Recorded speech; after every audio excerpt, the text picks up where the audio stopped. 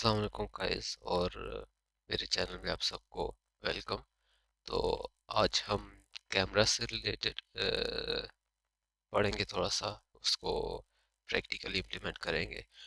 और उससे पहले हम जो है जो पिछला हमने अ, दो वीडियोस में किया था वो मैं एक बार रिवाइज कर देता हूँ। कि हमने इंटरफेस ब्लेंडर का देखा था कि इसके इंटरफेस में क्या क्या चीज़ें होती हैं, क्या क्या टूल्स होते हैं, मेन्यूज में क्या होती है। फिर हमने जो है एक बेसिक ऑब्जेक्ट से, चाहे वो सर्कल हो, चाहे वो कर्व टूल हो, फिर स्क्वायर हो, कोई कोई भी ऑब्जेक्ट हो जैसा कि यहाँ पे हमारे पास है, तो इनसे हमने एक कम्प्लेक्स शेप बनाई थी। जो लास्ट वीडियो में हमने एक कप मॉडल किया था, ठीक है। तो आज के वीडियो में मेरे पास अब ये एक मॉडल है, ठीक है। तो इसको पहले हम ब्रेक डाउन करेंगे कि ये किस तरह हुआ है। जल्दी से मैं ये बता दूंगा, इतना ज़्यादा डेप्थ में नहीं जाऊंगा मैं। और उसके बाद फिर हम कैमरा को देखेंगे। तो सबसे पहले अगर इस मॉडल की तरफ आए, तो ये है, ये डिज़ाइन हुआ है स्कल्पटिंग में, ठीक है, इस जगह पे, ठीक है। तो यहाँ स्कल्पटिंग में ये मॉडल हुआ है सारा। अगर मैं टैब दूँ तो आप ये देख सकते हैं इसमें काफ़ी ज़्यादा मैशेस हैं, ठीक है। तो कोई भी ऑब्जेक्ट जिसमें इतने सारे मैसेज होते मैश होते हैं, उसको हम हाई पॉली मॉडल कहते हैं, ठीक है। तो हम ये वाले इस टाइप के मॉडल्स जो है बाद में हम कन्वर्ट करते हैं लो पॉली में, और उसको फिर गेम्स में हम इम्प्लीमेंट करते हैं, गेम्स में उसको यूज़ करते हैं, ठीक है। तो अब ये मुख्तलिफ ऑब्जेक्ट से बने, ये अब इसके जो बाल हैं यहाँ के, तो ये हमने कर्व टूल से बनाए हुए। ये चेक करें, इसको मूव करूँगा तो सारे जो है वो सेट के भी मूव होंगे, क्योंकि हमने ये मिरर किया हुआ है। सिमिलरली ये वाला ये हो गया। फिर हमारे पास ये जो सिंपल बेसिक सर्कल से जो है हमने ये बनाए हैं, ये यहाँ से देख सकते हैं, ठीक है। फिर ये वाला जो है ये हमने कर्व टूल में एक सर्कल होता है उससे बनाया, फिर उसकी हमने डेप्थ इंक्रीज करके इसको कन्वर्ट मैश कर दिया। ये चेक कर सकते हैं, मैश में कर्व में होता तो ये यू इसकी लाइन शो होती सिलेक्ट करने पे, बट अभी इस वक्त मैश है क्योंकि आप देख सकते हैं इसमें मैशेस है मुख्तलिफ, ठीक है। फिर हमारे पास ये नाक है, ये भी सिंपल हमने उससे बनाई है मॉडलिंग से, ये स्कल्प्ट हमने नहीं की। बाकी ये जो मुंह के ये वाले एरिया है, ये डॉट्स हैं, ये हमने स्कल्पटिंग से बनाई है, चाहे ये हाथ हो सारा। फिर ये सारी चीज़ें हमने सिलेक्ट की हैं और इसको इस एम्प्टी ऑब्जेक्ट के साथ हमने जो है पेरेंट कर दिया। तो अगर मैं इससे इसको मूव करूंगा तो ये पूरा ऑब्जेक्ट मूव होगा, जैसा कि ये देख सकते हैं, ठीक है। तो ये भी मैं इस ट्यूटोरियल में आपको जल्दी से बता देता हूँ कि हम किसी भी ऑब्जेक्ट को या नंबर ऑफ ऑब्जेक्ट को किस तरह किसी भी दूसरे ऑब्जेक्ट के साथ पेरेंट कर सकते हैं। तो अगर हम बस ये सर्कल है या कोई भी एक मॉडल है, ठीक है, और दूसरा भी कोई मॉडल है स्फीयर का, ठीक है। अब इन दोनों को, अभी जैसे इसमें आप देख सकते हैं यहाँ पे मुख्तलिफ ऑब्जेक्ट्स है, एक नहीं है, एक दो तीन चार पाँच, पांच ऑब्जेक्ट्स है, ठीक है। तो इस तरह हमारे पास फॉर एग्जांपल ये समझने के मल्टीपल ऑब्जेक्ट्स हैं, मोर देन वन। तो यहाँ पे एक एम्प्टी मैं बनाऊंगा। अभी यहाँ पे जो हमने यूज़ किया वो ये है, ठीक है, ये देख सकते हैं। अब इन दोनों को मैं सिलेक्ट करूंगा, फिर मैं इसको सिलेक्ट करूंगा, ठीक है, शिफ्ट होल्ड करके मैंने सारे सिलेक्ट किए। अब मैं कंट्रोल पी करूंगा सेट टू पेरेंट के लिए और ऑब्जेक्ट। तो अब ये देख सकते हैं ये लाइन भी आ रही है जो बता रही है आपको कि ये दोनों ऑब्जेक्ट इसके साथ पेरेंट है। अगर इसको मैं मूव करता हूँ, सिर्फ मैं इसको मूव कर रहा हूँ, तो ये देख सकते हैं पूरा मूव हो रहा है। इसको मैं रोटेट करूंगा तो दोनों ऑब्जेक्ट्स रोटेट होंगे। तो इस तरह आप किसी भी ऑब्जेक्ट को या नंबर ऑफ ऑब्जेक्ट्स को किसी भी एम्प्टी के साथ पेरेंट कर देते हैं। तो आपको सिर्फ एक चीज़, जब एम्प्टी मूव करेंगे तो पूरा ऑब्जेक्ट मूव होगा, उसके साथ जो जो चीज़ें पेरेंट होंगी वो सारे चीज़ ऑब्जेक्ट्स वो मूव होंगे। तो ये हमारा मॉडल ब्रेकडाउन हो चुका है। अब हम जाते हैं कैमरा की तरफ। अभी इस वक्त देख सकते हैं यहाँ पे आपको कोई कैमरा शो नहीं हो रहा और ना ही 3D स्पेस पे हो रहा है, ठीक है। तो हम यहाँ पे कैमरा एक डाल देते हैं, तो कैमरा हमारे पास यहाँ पर आता है, ठीक है। ये कैमरा आ गया, नॉर्मली यहाँ पे सेट हो गया, ठीक है। अब जी पे मैं जी प्रेस किया, जेड प्रेस करूंगा और एक बार फिर जेड प्रेस करूंगा। तो दो बार जेड प्रेस करने से ये हुआ है कि इस ऑब्जेक्ट का जो नॉर्मल z एक्सिस है, यानी इस पॉइंट का z एक्सिस ये होगा, ठीक है, x एक्सिस ये होगा, y एक्सिस ये होगा। तो उस हिसाब से ये मूव करेगा, ठीक है। तो दो बार Z प्रेस करने से पहले Z पे जो है वो ग्लोबल Z एक्सिस एक्टिवेट हुआ है, दूसरे बार मैंने जब Z प्रेस किया उससे इसका लोकल Z एक्सिस एक्टिवेट हुआ, जिसकी वजह से मैं पीछे चला गया। और आप मैनुअली भी कर सकते हो, ठीक है, तो इतना बड़ा इश्यू नहीं है। तो ये तो हमारा बेसिक हो गया। अब आप चाहते हो कि मैं कैमरे की आंख से देखूं कि कैमरा किस तरह इस ऑब्जेक्ट को देख रहा है, तो उसके लिए मुख्तलिफ तरीके हैं। एक तो ये है कि आप कंट्रोल ऑल्ट और ज़ीरो प्रेस करो, ठीक है। तो इससे ये कि आप जहां से देख रहे हो कैमरा वहां पे ऑटोमेटिकली आ जाएगा। फॉर एग्जांपल मैं यहाँ से देखना चाहता हूँ कैमरा, मैं चाहता हूँ कि कैमरा यहाँ पर यहाँ से इसको कैप्चर करे। तो मैं कंट्रोल ऑल्ट और ज़ीरो प्रेस करूंगा तो ये देखिए कैमरा खुद ब खुद यहाँ पे आ गया। अगर मैं मिडल माउस बटन प्रेस करके मूव रोटेट करता हूँ तो हम कैमरा व्यू से बाहर आ गए होती, और आप देख सकते हैं कि कैमरा यहाँ पर था और अब यहाँ पर आ चुका है, ठीक है। एक तरीका ये। दूसरा, आप इसको हम रोटेट करना चाहते हैं इस ऑब्जेक्ट के अलावा। अब हमें यह पता है कि ऑब्जेक्ट हमारा सेंटर में पड़ा है, यानी 3D कर्सर के ऊपर पड़ा है। मैंने आपको पहली वीडियो में बताया था जो डॉटेड वाइट एंड रेड है सर्कल, ये 3D कर्सर का पॉइंट है इस वक्त। तो हम चाहते हैं कि यहाँ पर ऑब्जेक्ट के अराउंड रिवॉल्व हो, ठीक है। तो हम यहाँ से इसको हम कर देते 3D कर्सर, ठीक है। तो बस जी प्रेस करके पीछे किया। अब अगर मैं रोटेट करूंगा तो ये देखें कैमरा इस 3D कर्सर के अलाउंग मूव हो रहा है, ये ऑब्जेक्ट के अलाउंग नहीं हो रहा, 3D कर्सर के अलाउंग हो रहा है। ऑब्जेक्ट अगर मैं हटा भी दूं ये देखें और इसको मैं रोटेट करूं तो ये अभी भी वहीं पे रोटेट हो रहा है, ठीक है। तो इसमें इश्यू ये आता है कि हम ऑब्जेक्ट को हमें यहाँ पे रखना पड़ता है, अदरवाइज ऑब्जेक्ट उसमें सेंटराइज या कैमरे को शो नहीं होगा, ठीक है। तो ये हमारा पास जो इशू था इसका ये था। बाकी एडवांटेज ये था कि हम इजीली रिवॉल्व कर सकते हैं उसके अराउंड ऑब्जेक्ट के। और अब हम चाहते हैं कि हम कहीं पे भी कैमरा को मूव करें बट ये फॉलो ऑब्जेक्ट को करे, ना कि 3D कर्सर को, ठीक है। तो उसके लिए हमारे पास कंस्ट्रेंट आते हैं, ठीक है। उसके लिए हम इसको ट्रैक करते हैं और ऑब्जेक्ट कर देते हैं। तो अब जहां पर ये जाएगा कैमरा उसी को फॉलो करेगा। ये चेक करें, अगर हम कैमरे की आंख से देखें तो नम पैड में हमारे पास जीरो शो होता है, उस पर क्लिक करेंगे तो अब हमें कैमरे का व्यू डायरेक्ट नज़र आ रहा है। और यहाँ से हम देख सकते हैं इसको हम मूव कर रहे हैं, ठीक है। इसको हम वाई जेड एक्सिस पे लेके जाते हैं, वाई एक्सिस पे लेके जाते हैं या जेड एक्सिस पे, तो हमारा कैमरा इसको फॉलो कर रहा है। दूसरा तरीका, अगर आपको शॉर्टकट की याद नहीं रहता तो आपके जो ऊपर 1 2 3 कीबोर्ड पे नज़र आ रहा है उसके साथ वन के साथ और एस्केप के नीचे एक बटन आता है, ठीक है। उसको आप होल्ड करें और यहाँ पे कैमरा व्यू आपके पास नज़र आ रहा है, उस पर क्लिक करें, ठीक है। तो हमें कैमरा व्यू शो कर देगा। तो इतना सिंपल है अभी कैमरा की व्यू से देखना और किसी भी कैमरा को फॉलो करवाना किसी भी ऑब्जेक्ट पे। तो अभी इस एम्प्टी के साथ मैंने करा है क्योंकि ये सारा ऑब्जेक्ट जो एम्प्टी के साथ पेरेंट है। और ये देख सकते हैं कि ये ट्रैक हुआ है बॉडी के साथ, ये बॉडी इस चीज़ की, ठीक है।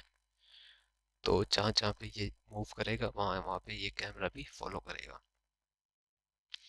तो ये था हमारा कैमरा को फॉलो करवाने का तरीका, ठीक है। तो अभी मैं एक काम करता हूँ कि ये मेरा ऑब्जेक्ट है, ठीक है। इसको सिलेक्ट करता हूँ, बाकी चीज़ हटा देता हूँ और 0। अब कैमरा, अब जितने भी हमारा आउटपुट शो होगा वो डिपेंड करेगा हमारे कैमरे की सेटिंग पे। अब यहाँ पर अगर देखें तो हमारे पास ये मुख्तलिफ व्यूज आते हैं, ठीक है। ऑर्थोग्राफ आता है, पैनोरामिक आ जाता है और प्रोस्पेक्टिव आ जाता है, ठीक है। अगर आप इसको चेंज करें तो आप देख सकते हैं कि हमारा जो कैमरा जो है वो in different type of lenses को यूज़ कर रहा है, ठीक है। फिर हमारे पास फोकल लेंथ आ जाती है, हम इसको चेंज कर सकते हैं, ठीक है। जूम इन जूम आउट कर सकते हैं इसको यहाँ से। तो ये अब कैमरा को शिफ्ट करना, ठीक है। यहाँ से हम भी कैमरे को जो एक्स वाई प्लेन है वो वहाँ से उसका जो लेंस को हम कैमरे के उसको शिफ्ट कर रहे हैं। हम कैमरे को मूव नहीं कर रहे, ये याद रखिएगा, ठीक है। क्योंकि इस वक्त कैमरा जो है वो अटैच है इसके साथ। अगर हम कैमरे को मूव करेंगे, कैमरा इसको फॉलो करते हुए मूव होगा, ठीक है। तो ये वाली जो हम चेंजेस कर रहे हैं, ये हम सिर्फ लेंस को, कैमरे के अंदर जो लेंस होता है उसको शिफ्ट कर रहे हैं, ठीक है। और ये क्लिप स्टार्ट एंड एंड जो है ये इसलिए होता है ताकि आपका कैमरा कहाँ दूर, कितनी दूर तक देखे। और मतलब ये 0.1 मिलीमीटर करीब तक और 1000 मीटर दूर तक जो भी चीज़ें होंगी उसको कैप्चर करेगा। फॉर एग्जांपल इस एंड को मैं कम कर देता हूँ तो आप देखिएगा एक पॉइंट पे आएगा कि ऑब्जेक्ट हमारा क्लिप होना शुरू कर देगा। इसको मैं नीचे लेके जाता हूँ क्योंकि अभी ऑब्जेक्ट बहुत करीब पड़ा है, ये देखिए, ये चेक कर रहे हैं। तो ये होता है क्लिपिंग के लिए, ठीक है। डेप्थ ऑफ फील्ड जो हमारे पास होता है, ये हमारे पास होता है कि ऑब्जेक्ट को फोकस करना और बैकग्राउंड ब्लर कर देना, ये इसके लिए होता है। अब ये देखें कि ये फ्रंट पार्ट जो है थोड़ा सा शार्प है और एंड पार्ट ब्लर है, ये देख सकते हैं। इसको मैं अ, आँख को करूँ तो ये देखें, ये फ्रंट पार्ट जो है अभी ये फोकस में, और टेल वाला पार्ट जो है वो ब्लर है। इसको मैं यहाँ से अगर चेंज करूँ तो मैं यहाँ से और भी ज़्यादा ब्लर कर सकता हूँ, ये चेंज कर सकता हूँ। तो ये चीज़ें जो काम आती हैं, ये हमें किसी खास पॉइंट पे जहाँ पे हम फोकस कराना चाहते हैं ऑडियंस को, उनके लिए यूज़ होता है, ठीक है। ब्लेड जो है ये भी कैमरा से के लेंस से रिलेटेड है, ठीक है। इसको चेंज करने की ज़रूरत नहीं है, इसको भी चेंज करने की ज़रूरत नहीं है। ये बाकी सेटिंग एज इट इज ठीक होती है, बाकी को हम नहीं छेड़ते, ठीक है। ये सेफ एरिया हमें बता देता है कि कौन कौन सा जो एरिया है, यहाँ पे देख सकते हैं कि कैमरा का सेफ एरिया भी, अब हमारा ऑब्जेक्ट जो है वो सेफ एरिया के अंदर अंदर पड़ा हुआ है। बैकग्राउंड इमेज अगर हम कोई डालना चाहते हैं, हम वो भी ऐड कर सकते हैं यहाँ से, ठीक है। और कोई जो है वीडियो पीछे बैकग्राउंड में चलाना चाहते हैं वो भी हम कर सकते हैं इसमें। तो इस वक्त हम नहीं करना चाहते तो इसलिए हम नहीं डाल रहे। व्यू पोर्ट, ये जो अभी हम व्यू देख रहे हैं कि उसमें कौन कौन सी चीज़ें इंक्लूडेड हों, वो हम यहाँ से टिक कर देते हैं। तो मैंने कभी आज तक इसको यूज़ नहीं किया, तो क्योंकि इसका जो रेंडर में है उस पर कोई इफेक्ट नहीं है, तो इसलिए आपको इसको छेड़ने की ज़रूरत नहीं है। एनिमेशंस के लिए हम ये करते हैं, नहीं, कैमरा को मूवमेंट वगैरह सर देने के लिए हम ये करते हैं, लेकिन यहाँ से ज़रूरत नहीं, हम यहाँ से भी मैनुअली बना सकते हैं। बाकी बस ये इसकी जो कैमरा की मेन सेटिंग थी वो ये थी। अब हम चाह रहे हैं कि जो हमारी रेंडर हो, ठीक है, वो किस फाइल टाइप पे हो, ठीक है। तो यहाँ पर हमारे पास यहाँ पे जब हम जाते हैं आउटपुट की प्रॉपर्टीज में, ठीक है, ये पहले जो हमने सेटिंग की थी उससे हमने कैमरा की थी। अब यहाँ पे आउटपुट की सेटिंग होगी कि जो उसका साइज कितना होगा, ठीक है। और ये रेशो तय हुआ कि कितना परसेंटेज होगा, इसको कम करते हैं तो हमारे पास ये साइज भी ओवरऑल कम हो जाएगा, ठीक है। और ये हमारे पास अगर कोई वीडियो बना रहे हैं या एनिमेशन बना रहे हैं तो उसके एफपीएस कितने होंगे, ठीक है। बाई डिफ़ॉल्ट 24 होता है, अब 30 भी कर सकते हैं, 60 भी कर सकते हैं, 240 फ्रेम्स पर सेकेंड भी कर सकते हैं, ठीक है। तो उस हिसाब से ये सेट होंगे। तो मोस्टली जो हम बनाते हैं वो 24 पे बनाते हैं या 30 पे बनाते हैं। ये जो है हमारे फ्रेम्स हैं, ये देख सकते हैं यहाँ पे स्टार्टिंग 1 है, एंडिंग 255 है। ठीक है, ये बढ़ा भी सकते हैं हम। ठीक है, जितना मर्जी बढ़ाना चाहे बढ़ा सकते हैं, कम भी करना चाहे कम कर सकते हैं फ्रेम्स। और स्टार्ट कहाँ से होगा वो भी अब कम ज़्यादा कर सकते हैं। ठीक है, और ये भी सिर्फ एनिमेशन के लिए होगा। अभी ये वाली सेटिंग बताने के बाद मैं आपको ये भी बताऊंगा कि हम कैमरा किस तरह एनिमेट करते हैं और उसको फिर हम आउटपुट किस तरह उसकी निकालते हैं। सही है। और फिर हम आउटपुट की सेटिंग देखते हैं। आउटपुट में हम यहाँ पे अपने फाइल का नाम दे देते हैं, अगर हमने कोई रखना है। अगर नहीं रखना तो जिस फाइल नेम्स हमने सेव किए उसी से हमारी जो है वीडियो या एनिमेशन या पिक्चर जो रेंडर होगी। ये हमारे पास मुख्तलिफ फाइल फॉर्मेट्स आ जाती हैं यहाँ पे।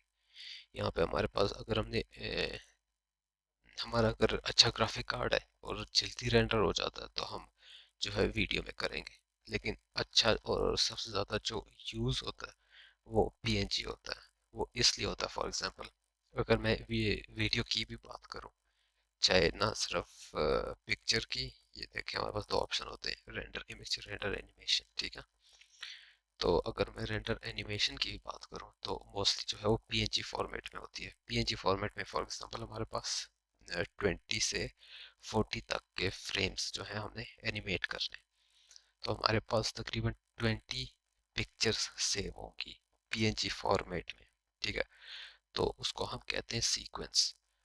वो सीक्वेंस को फिर हम ब्लेंडर वीडियो एडिटर में डाल के उसको एक वीडियो बना देते हैं। अब सीक्वेंस क्यों करते हैं? इन केस अब पाकिस्तान में लाइट का मसला होता है, फॉर एग्जांपल हमारी जो है लाइट चली गई 33 रेंडर तक। ठीक है, तो पिछली वाली सारी रेंडर्स हो चुकी है लेकिन अब आगे वाली रेंडर रहती है। तो जैसे हमारी लाइट आएगी हम उसके बाद पीसी ऑन करेंगे, इस फ्रेम से फिर हम स्टार्ट करेंगे और 40 तक हम इसको रेंडर कर देंगे। तो हमें फिर ये नहीं करना पड़ेगा कि दोबारा ही 20 से 40 तक रेंडर करें। अगर हम अपनी सेटिंग वीडियो में रखते हैं और बीच में लाइट चली जाती है फिर हमें दोबारा से करनी पड़ेगी रेंडर सारी। तो इसीलिए ज़्यादातर जो यूज़ करते हैं वो पीएनजी फॉर्मेट करते हैं। ठीक है, और इवन दो जो बड़े आर्टिस्ट होते हैं जो गेम डेवलपमेंट में काम करते हैं या जहाँ पे मूवीज़ बनाते हैं या कह देते हैं सीजीआई जो बनाते हैं। ठीक है, तो वो भी पीएनजी पे ही ज़्यादा करते हैं, इवन तो उनको कोई बाकी इश्यूज नहीं होते। बट वो कोई रिस्क नहीं लेना चाहते पीछे, क्योंकि अक्सर ये होता है कि हमें एक क्लिप पसंद नहीं आता या किसी एक स्पेसिफिक इमेज में कोई छोटी सी चेंज हमें करनी होती है। तो उस हिसाब से फिर हम हमारे लिए आसानी होती है कि हम पीएनजी को एडिट कर लें, उसी एक फ्रेम को हम चेंज कर दें। तो इसलिए पीएनजी ज़्यादा इसमें यूज़ होता है। बाकी ये कलर सेटिंग्स हैं, ठीक है, इस पे इतना इफेक्ट नहीं होता। अगर आप देख लें कंप्रेशन है यहाँ पे कलर से रिलेटेड। ठीक है, ये सीक्वेंस इमेज सीक्वेंस है जो कह रहे हैं कि जो हमने पिछली वाली बनाई उसी को ओवरराइड करनी है या नहीं करनी, नए नाम से करनी है, उसके लिए होता है। ठीक है, प्लेस होल्डर भी सेम। कलर मैनेजमेंट आप यहाँ से कलर वगैरह चेंज कर, मतलब जो फॉर्मेट है कलर फॉर्मेट वो चेंज कर सकते हैं। ठीक है, और ये ये भी पोस्ट प्रोसेसिंग यानी रेंडर से जो है उसके बाद की जो सेटिंग उसमें होनी है वो किस टाइप की होगी, और ये सीन से रिलेटेड क्या क्या चीज़ें हमें शो होंगी यहाँ पे आउटपुट पे ये रेंडर हो रही होंगी। ठीक है, तो ये बेसिक हमारे पास आउटपुट से रिलेटेड सेटिंग्स आ गई हैं। और यहाँ पे अब सीन से रिलेटेड के हमारा जो रेंडर होगा वो किस इंजन पे होगा। ठीक है, हमारे पास दो सबसे यूजफुल इंजन्स होते हैं रेंडरिंग के लिए, ईवी और साइकिल्स। ईवी जो है हमारे पास अगर हम लो एंड पीसी है, इतना जो हाई रेंडरिंग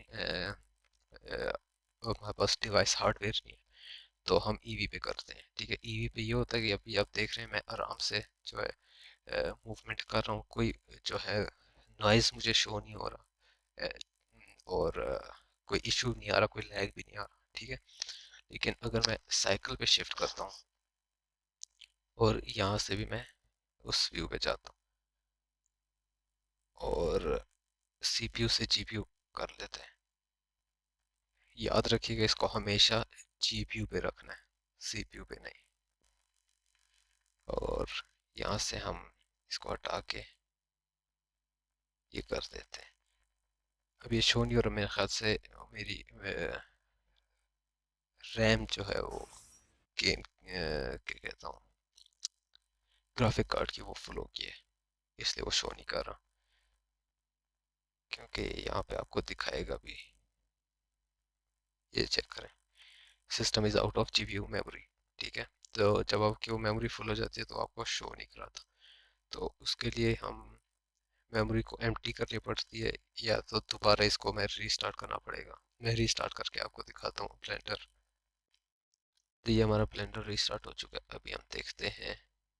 तो ये देखिए अभी यहाँ पे सैम्पलिंग हो रही है, क्योंकि हमारी सैम्पलिंग जो है व्यू पोर्ट पे 1024 है, तो ये 1024 तक जाता है, फिर उसके बाद तो कंप्लीट कर देता है।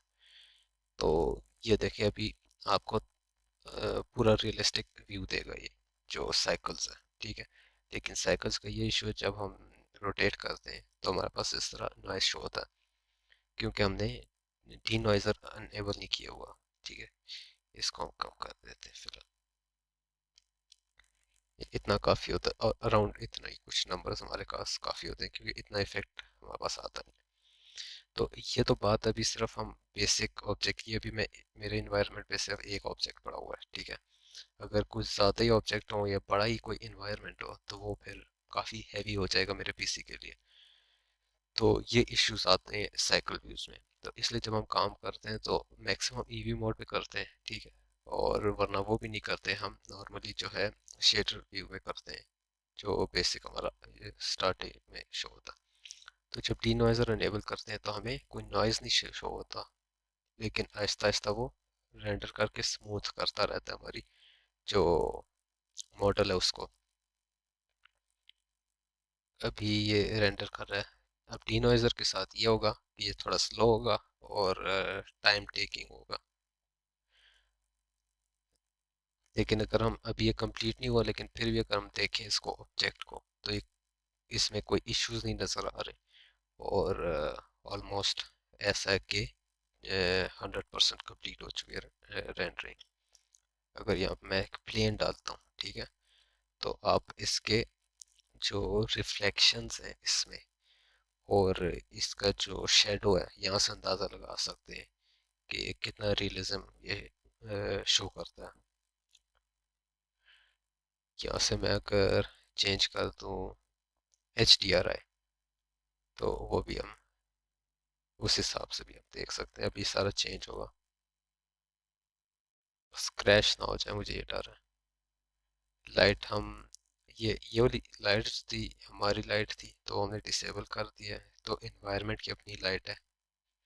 तो ये देखें अभी और ज़्यादा बेहतर हो गया, क्योंकि सूरज यहाँ से पड़ रहा है, यहाँ से शेडो आ रही है, तो जैसे होना चाहिए था उसको वैसा ही है। इस तरह हम रात के लिए हम ये वाला कर सकते हैं, और स्टूडियो के लिए हम ये वाला कर सकते हैं। ये स्टूडियो लाइटिंग है। अब अगर इसको हमने स्ट्रेंथ बढ़ाएंगे तो इसकी लाइट्स जो है वो तेज़ हो जाएंगी। तो यही बहुत ही बेसिक चीज़ है। ठीक है, तो एच डी आर मोस्टली जो लोग हैं वो एच डी आर आई यूज़ करते हैं रेंडरिंग के लिए, क्योंकि अगर हम अपनी लाइटिंग करते हैं वो इतनी नेचुरल नहीं लगती, और उसमें इश्यूज ज़्यादा देखने को मिल सकते हैं। लेकिन जब हम किसी प्रोडक्ट को करते हैं, जैसे पिछले वीडियो में मैंने बताया था, तो उसके लिए हम कस्टम लाइटिंग करते हैं। तो ये तो हो गया हमारे कैमरा और रेंडरिंग से रिलेटेड की चीज़ें, कि हमने अगर कुछ चीज़ कैमरा सेट करना है और उसके लिए इन्वायरमेंट किस तरह बनाना है। ठीक है, और अगर अब मैं ज़ीरो प्रेस करूं और इसको थोड़ा पीछे कर लेते हैं कैमरा को। ठीक है, और जाते हैं हम अपने ईवी मोड पे। अभी मैं उसमें नहीं कर रहा, रेंडरिंग में। अब ऑब्जेक्ट में ये सिलेक्ट कर देता हूँ।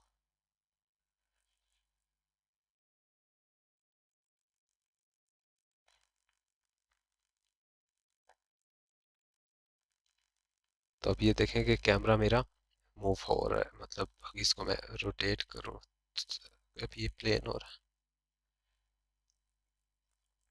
अब कैमरा मेरा मूव यहाँ पे नहीं होगा, क्यों? क्योंकि ये लिंक हुआ है एम्प्टी के साथ। तो अब मूव करने के लिए मुझे एम्प्टी मूव करना पड़ेगा। तो ये देखें, अगर इसको मैं अब ऑब्जेक्ट को मैं मूव करता हूँ, फॉर एग्जांपल 0 पे मैं इसको या 1 पे रखता हूँ, चले इसको y पे लेके जाता हूँ। यहाँ पे अगर मैं I प्रेस करता हूँ, ठीक है, तो यहाँ पे देख सकते हैं कि वो हो चुका है, एंकर पॉइंट लग चुका है एक, ठीक है।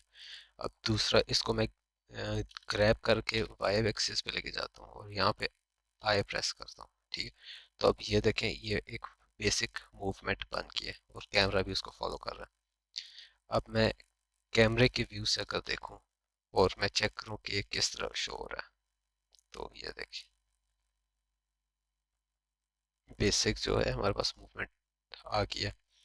इसको मैं यहाँ पे 60 तक कर देता हूँ। अब इसको मैं प्ले करूँ तो ये देखें आपके पास एक बेसिक मूवमेंट और जिसको कैमरा फॉलो कर रहा है।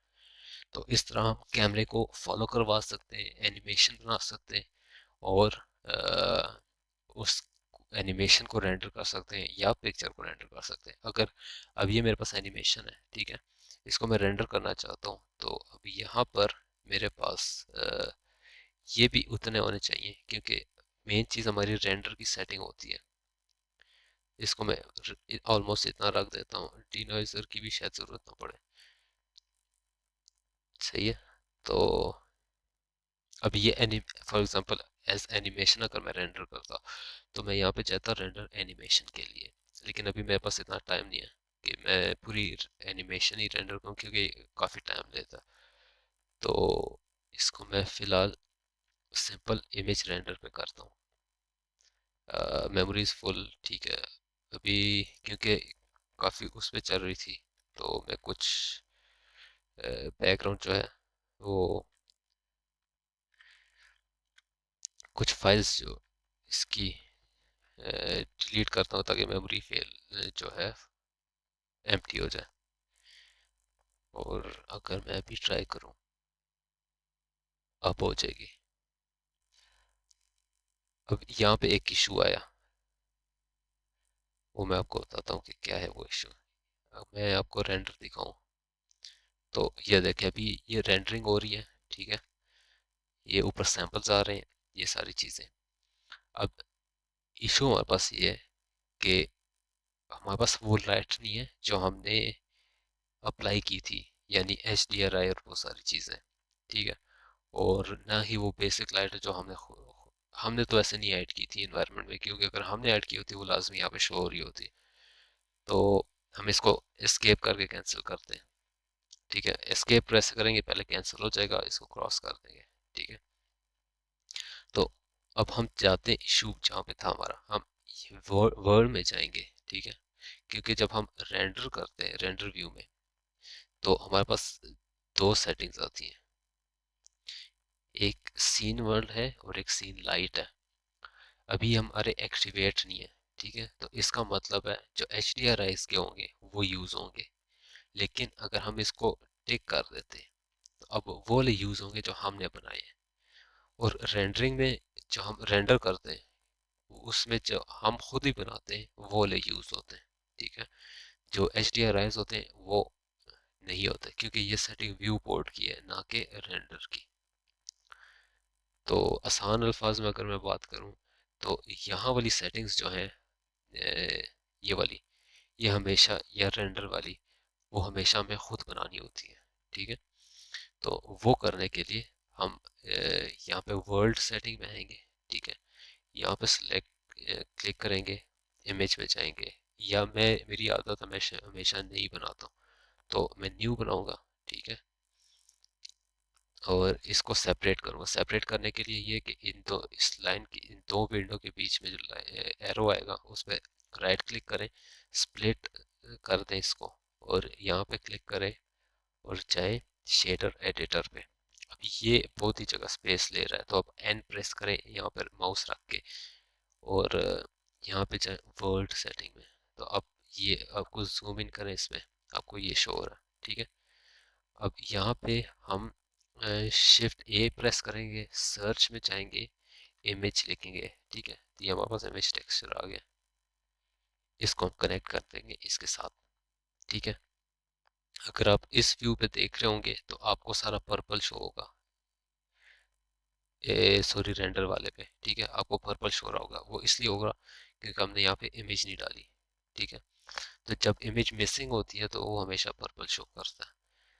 अब यहाँ पर हम कोई भी बैकग्राउंड इमेज लगा सकते हैं, ठीक है। तो उसके लिए मैं इमेज लगाता हूँ, कोई भी HDRI भी लगा सकते हैं, कुछ भी जो आपका वो हो, बैकग्राउंड इमेज लगाने का दिल हो, ठीक है। मैं ये वाली इमेज लगाता हूँ, तो आप देखिएगा अब ये लगा दी है, ठीक है। अब ये लग चुकी है, और मैं व्यू भी देख लेता हूँ इसका। पहले हम इसको ज्वाइन कर देते हैं राइट साइड पे, ठीक है। अब हम जाते हैं यहाँ पे, तो आप ये देख सकते हैं कि अब हमारी अपनी लाइट आ रही है। यहाँ पे अगर हम देखें तो भी ये देखें यहाँ पे अब इसको भी अनेबल कर दिया मैंने, और इसको भी, ठीक है। तो अब ये मेरी लाइट इस वक्त यूज हो रही है। यहाँ पे एक और चीज मैं कर सकता हूँ, फॉर एग्जांपल यहाँ पे जाते हैं,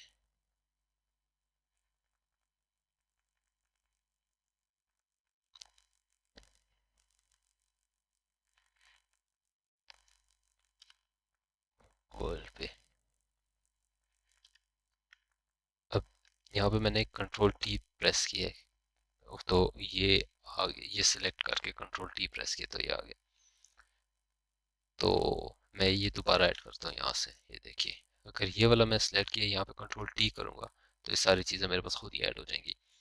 अब ये फीचर इनेबल करने के लिए हमें यहाँ पे जाना पड़ता है प्रेफरेंसेस पे, और यहाँ पे नोड रेंगलर एक होता है हमारे पास एड ऑन, ठीक है। ये हमेशा ऑन रखना है। जैसे नया ब्लेंडर इंस्टॉल करो, ये इंस्टॉल कर देना एड ऑन, और जैसे टिक कर दोगे इंस्टॉल हो जाएगा। उसके बाद यहाँ पे सेव प्रेफरेंसेस कर देना, उसके बाद इसको बंद कर देना, ठीक है।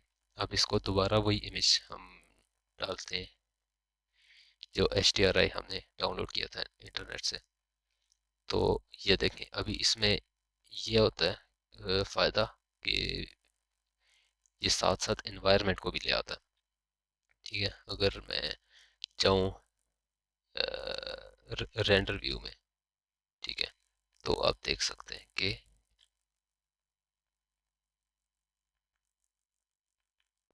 अब मेरा सीन रेडी है, ठीक है। मैंने जो है एक ही फ्रेम करना है, मुझे पूरी एनिमेशन रेंडर नहीं करनी। तो यहाँ पे मैं रेंडर्स में जाऊँगा और रेंडर इमेज करूँगा, ठीक है। तो अभी यहाँ पे रेंडरिंग स्टार्ट हो जाएगी।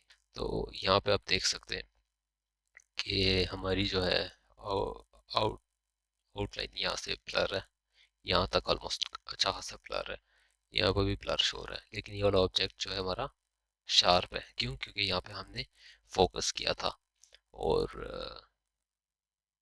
बाकी जो है हमने डेप्थ ऑफ फील्ड और जो फोकल लेंथ पॉइंट है उससे हमने ये चीज़ें ब्लर कर दी थी कैमरा की लेंस की सेटिंग से। और यहाँ पे आप देख सकते हैं सैंपल्स, क्योंकि हमने 200 मैंने सेलेक्ट की थी, तो अब ये जब तक 200 नहीं होगी तब तक ये चलती रहेंगी। और इमेज है तो इमेज के लिए मैं ज़रा हाई नंबर्स रखता हूँ। ये अगर कोई वीडियो होती तो मैं ऑलमोस्ट रख देता, 20 रखता मैं, क्योंकि उसमें कोई मिस्टेक भी हो सकती थी पहली आउटपुट पे। तो जो फाइनल होती तो मैं 50 to 80 के बीच में रखता। तो पर फ्रेम जो है उतने सैंपल्स के बाद दूसरे फ्रेम में जाती, फिर वो उतने सैंपल्स होती।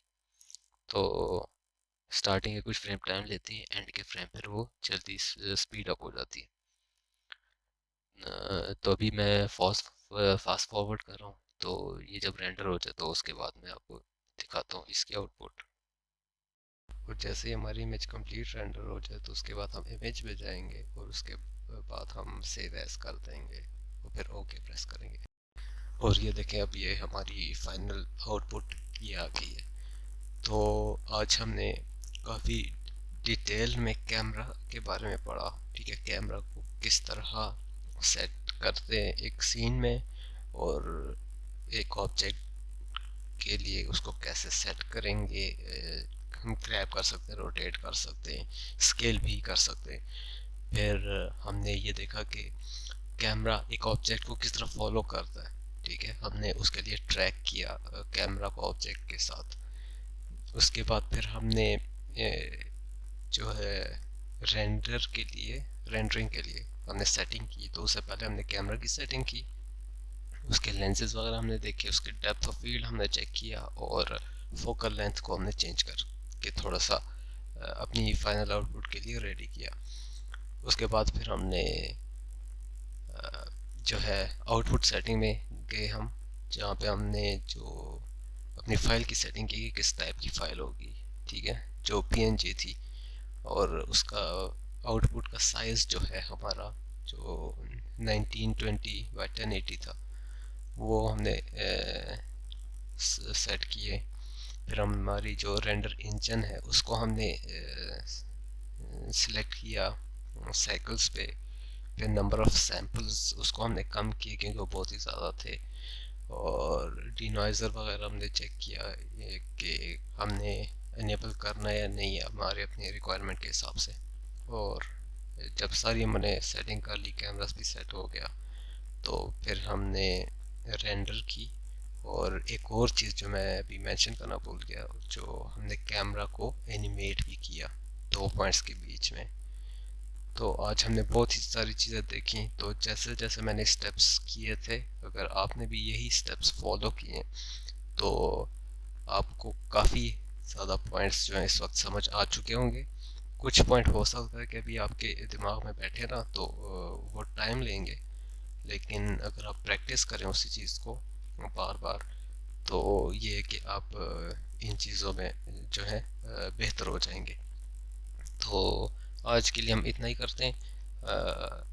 अगली वीडियो में हम जो है पार्टिकल सिस्टम से रिलेटेड कुछ करेंगे। ठीक है, और अगर आप इस वीडियो से आपका कोई चीज़ समझ नहीं आई या कोई क्वेश्चन है तो आप मुझे कमेंट सेक्शन में इन्फॉर्म कर दीजिएगा।